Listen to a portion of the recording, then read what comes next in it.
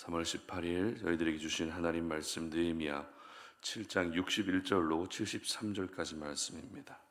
델멜라와 델하르사와 그룹과 앗돈과 임멜로부터 올라온 자가 있으나 그들의 종족이나 계보가 이스라엘에 속하였는지는 증거할 수 없으니 그들은 들라야 자손과 도비야 자손과 느고다 자손이라.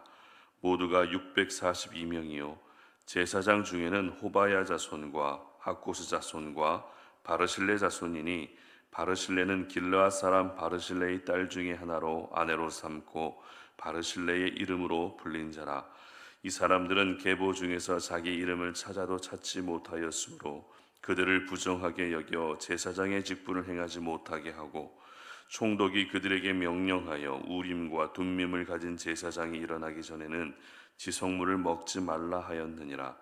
온 회중의 합계는 42,360명이요 그 외에 노비가 7,337명이요 그들에게는 노래하는 남녀가 245명이 있었고, 말이 736마리요 노새가 245마리요 낙타가 435마리요 나귀가 6,720마리였느니라. 어떤 족장들은 역사를 위하여 보조하였고 총독은 금 1,000드라크마와 대접 50과 제사장의 의복 530벌을 보물 곳간에 드렸고, 또 어떤 족장들은 금 2만 드라크마와 은 2,200마네를 역사 곳간에 드렸고, 그 나머지 백성은 금 2만 드라크마와 은 2,000마네와 제사장의 의복 67벌을 드렸느니라. 이와 같이 제사장들과 레위 사람들과 문지기들과 노래하는 자들과 백성 몇몇과 느디님 사람들과 온 이스라엘 자손이 다 자기들의 성읍에 거주하였느니라. 아멘. 모두가 함께 만들어낸 역사라는 제목으로 오늘 아침 말씀 전합니다. 우리가 살고 있는 이 세상은 다양한 사람들이 함께 어우러져 살아가는 세상입니다. 전 세계 인구가 약 81억 명이 넘는다고 하는데요. 이렇게 많은 사람들 중에 나와 생김새가 똑같은 사람은 없습니다. 나와 성격이 완전히 똑같은 사람도 없습니다. 81억 명 한 사람 한 사람이 모두 다르다는 것입니다. 그러나 서로 다르다 할지라도 이 81억 명이 각각의 자리에서 서로 조화를 이루며 살아갈 때 이 세상은 더욱더 살기 좋은 세상이 되고 아름다운 세상이 될 수 있는 것이죠. 이것을 바꾸어 말하면 아름다운 세상을 만들기 위해서는 나 혼자만의 노력으로는 불가능하다는 것입니다. 서로의 다름을 인정하고 모두가 함께 노력할 때 그로 인한 아름다운 열매가 나타날 수 있는 것입니다. 오늘 본문은 포로 귀환 명단을 기록하고 있는 말씀인데요. 그런데 이 명단을 보시면서 조금 이상하다라는 생각이 드실 수도 있을 것 같습니다. 왜냐하면 이 명단은 이미 에스라 2장 말씀에 기록된 명단이기 때문입니다. 그러니까 전혀 다른, 전혀 새로운 명단을 기록하고 있는 것이 아니라 이전에 있던 명단을 다듬어 놓고 정리해 놓은 명단이라는 것입니다. 이미 살펴본 대로 에스라 2장의 명단은 1차 포로 귀환했던 사람들입니다. 그리고 이때 지도자로 귀환했던 사람이 바로 스룹바벨이었죠. 4만 명이 넘는 사람들과 함께 귀환해서 무너진 성전을 다시 재건하는 일을 감당했습니다. 그런데 오늘 본문은 3차 포로 귀환 지도자였던 느헤미야가 약 100년 전에 있었던 1차 포로 귀환 명단을 언급했다는 것이 신선한 충격으로 다가온다는 것입니다. 왜냐하면 명단을 언급할 거라면 자기와 함께 귀환했던 3차 포로 귀환 명단을 언급하는 것이 더 자연스럽기 때문입니다. 그러나 느헤미야는 2차 포로 귀환 명단을 언급한 것도 아니고 3차 포로 귀환 명단을 언급한 것도 아니라 1차 포로 귀환 명단을 다시 한번 언급하게 됩니다. 그렇다면 느헤미야가 이렇게 1차 포로 귀환 명단을 재조명하고 있는 이유가 무엇일까요?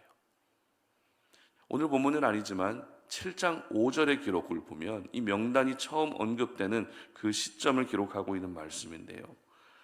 내 하나님이 내 마음을 감동하사 귀족들과 민장들과 백성을 모아 그 계보대로 등록하게 하심으로 내가 처음으로 돌아온 자의 계보를 얻었는데 거기에 기록된 것을 보면 이렇게 기록합니다. 이 명단을 기록한 이유가 뭐라고요? 하나님의 감동이 있었기 때문입니다. 하나님이 감동을 주셨기 때문에 100년 전 포로 귀한 명단을 다시 한번 언급하게 됐던 것입니다. 느헤미야의 머리에서 나온 것이 아니라 강권적인 하나님의 감동에 의해서 이미 100년이라는 시간이 훌쩍 지났지만 1차 포로 귀한 명단을 다시 언급하고 있었던 것입니다. 자, 그렇다면 여기서 저희들은 또 하나의 질문이 생기죠. 그렇다면 왜 하나님이 이런 감동을 느헤미야에게 주셨는가 하는 것입니다. 물론 우리가 하나님이 아니기 때문에 하나님의 마음을 다 알 수는 없습니다. 하지만 오늘 말씀을 통해서 하나님이 1차 포로 귀한 명단을 다시 언급하게 하신 조금의 이유는 알 수 있습니다. 7장 3절 말씀을 보시기 바랍니다. 함께 읽습니다. 이와 같이 제사장들과 레위 사람들과 문지기들과 노래하는 자들과 백성 몇 명과 느디님 사람들과 온 이스라엘 자손이 다 자기들의 성읍에 거주하였느니라. 아멘. 이 말씀은 포로 귀환한 모든 백성들이 드디어 자기가 원래 살던 성읍에 거주하게 됐다라는 말씀입니다. 비록 정치적으로는 여전히 바사 제국의 통치 아래에 있었지만 하나님이 선택하신 유다 공동체가 드디어 약속의 땅 가나안으로 다시 돌아왔고 정착하게 됐다는 것입니다. 이것은 단순히 돌아왔다는 의미 이상으로 회복됐다는 것을 말하는 것입니다. 그리고 이와 같은 모든 회복의 역사가 가능할 수 있었던 이유가 바로 1차 포로 귀한 자들의 수고와 헌신에서 비롯되었다라는 것을 말씀하고 있는 것입니다. 그래서 하나님은 느헤미야의 마음을 감동시키셔서 성벽 공사를 진행한 것도 참 수고했지만 1차 포로 귀한 자들의 아름다운 수고에서 이 모든 일이 가능할 수 있었다라는 것을 말씀하고 계시는 것입니다. 결국 성벽 공사에 참여한 수많은 사람들과 성벽 공사에 참여한 사람들, 성전 공사에 참여한 사람들, 이 모든 사람들이 함께 이루어낸 역사라는 것을 말씀하고 있는 것입니다. 분명 느헤미야는 성벽 공사를 위해 예루살렘에 왔습니다. 그리고 성벽 공사가 철저히 느헤미야를 중심으로 이루어졌습니다. 총독의 녹을 받지도 않고 모든 일가 친척을 이 공사에 온전히 집중할 수 있도록 다 동원시켰습니다. 따라서 성벽 공사가 끝난 이 시점 모든 주목을 받아야 될 사람이 누구입니까? 바로 느헤미야라는 것입니다. 그 누구도 느헤미야의 수고에 대해서 반박할 사람이 아무도 없습니다. 그러나 하나님은 느헤미야도 느헤미야지만 100년 전 성전 공사를 위해 귀환한 스룹바벨과 많은 백성들의 아름다운 수고를 이 느헤미야를 통해서 기억해 주고 계셨던 것입니다. 그렇습니다. 하나님의 일은 그 일이 어떤 일인지 내용도 참 중요하지만 그 일을 함께 감당하는 공동체성이 더 중요합니다. 하나님은 한 사람만 주목받게 하시는 것이 아니라 함께 수고하고 함께 땀 흘리는 모든 사람을 같이 주목받게 하시는 것입니다. 이것이 바로 하나님 나라의 모습입니다. 특별히 오늘 본문의 바로 앞본문에 해당되는 말씀 중에는 제사장들과 레위인들 인원이 몇 명이었는지를 다시 한번 기록하고 있는데요. 예전에 우리가 에스라 말씀을 묵상할 때도 살펴봤던 적이 있습니다. 1차 포로 귀환 명단 중에 특이한 점은 전체 인원의 10분의 1이 제사장들이었다는 것이었습니다. 당시 4,000명이 넘는 많은 제사장들이 귀환했는데요. 이 부분만 보면 굉장히 긍정적으로 보입니다. 그래도 제사의 직무를 담당하고 하나님께 예배하는 그 역할들을 감당하는 제사장들이 대거 귀환했다는 것은 무언가 소망을 발견할 수 있는 부분이라는 것입니다. 그런데 1차 포로 귀환 명단 중에 레위인들이 몇 명이 돌아왔는지를 보게 되면 레위인들은 74명이 돌아옵니다. 그리고 노래하는 자들이 148명이 돌아옵니다.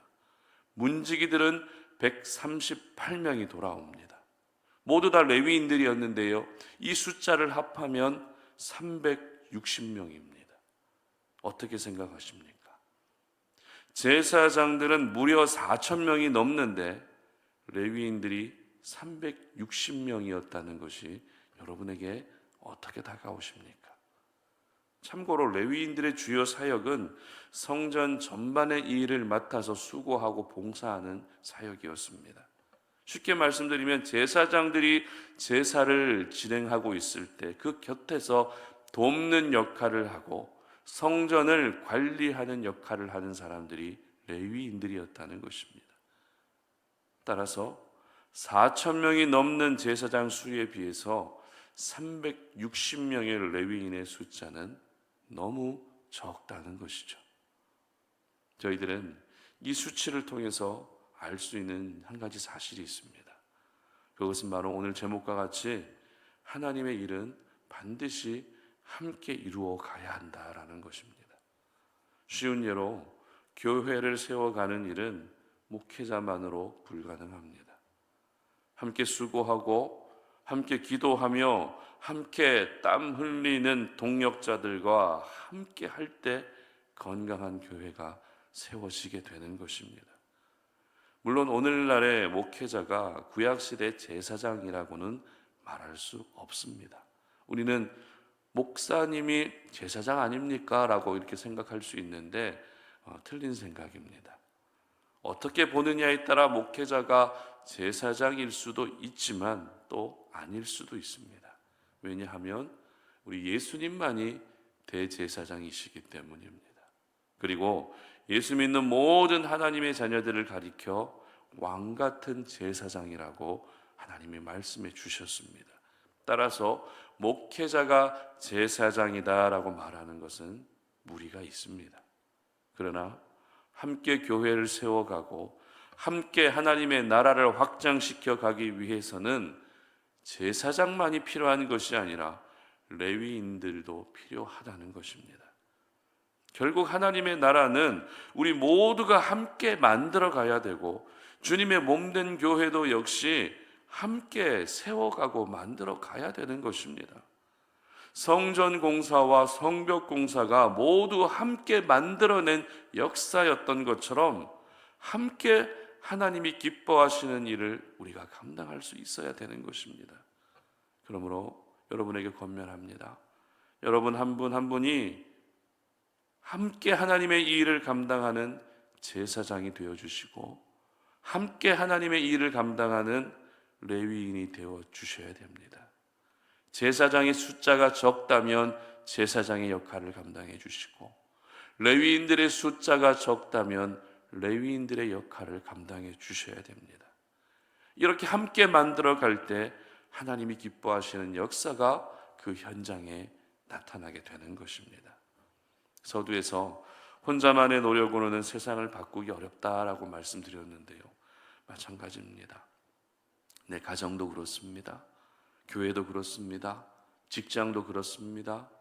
우리 다음 세대 캠퍼스 학교도 그렇습니다. 사람들이 모여있는 모든 공동체는 혼자만의 노력으로는 건강하게 세워질 수 없습니다. 함께 수고하고 함께 노력하고 함께 기도할 때 아름다운 역사가 나타나게 되는 것입니다. 바라기는 여러분 모두가 하나님이 맡기신 공동체를 건강하게 세우시기 위해서 함께 수고할 수 있었으면 좋겠습니다. 때로는 제사장의 역할도 감당하시고 때로는 레위인의 역할도 감당하셔서 여러분 모두를 통해서 우리 송탄 오륜교회도 건강하게 세워질 뿐만 아니라 여러분의 가정도 또 여러분의 일터도 항상 건강하게 세워질 수 있기를 주님의 이름으로 축복합니다. 함께 기도하겠습니다. 살아계신 하나님, 오늘도 우리가 이 아침에 주님 앞에 나와 기도합니다. 그리고 이번 한 주를 또 이 새벽에 나와 기도하며 시작합니다. 아버지 하나님, 늘 하나님의 말씀을 사모하고 그 말씀에 의지하여 기도하는 우리의 거룩한 습관이 앞으로도 절대 변하지 아니하도록 도와주시기를 원합니다. 오늘도 그 말씀에 따라서 오늘 성벽공사가 모두가 함께 만들어낸 아름다운 역사였다라는 사실을 기억합니다. 성벽공사에 참여한 사람들이 분명히 따로 있었지만 하나님은 성전공사에 참여한 사람들의 이름까지 언급해 주시면서 이 모든 역사가 이스라엘 공동체의 모든 백성들이 함께 만들어낸 역사였다라는 사실을 우리에게 보여주셨습니다. 그러므로 우리 사랑하는 모든 성도님들이 함께 모든 일들을 감당할 수 있도록 도와주시기를 원합니다. 때로는 제사장의 역할도 감당하게 하시고 때로는 레위인의 역할도 감당하게 하셔서 우리 송탄오른 공동체뿐만 아니라 우리의 가정도, 우리의 일터도, 우리의 모든 생업의 현장도 함께 만들어가는 아름다운 주님의 백성들 될 수 있도록 도와주시옵소서. 감사드리며 예수님의 이름으로 기도드립니다. 아멘.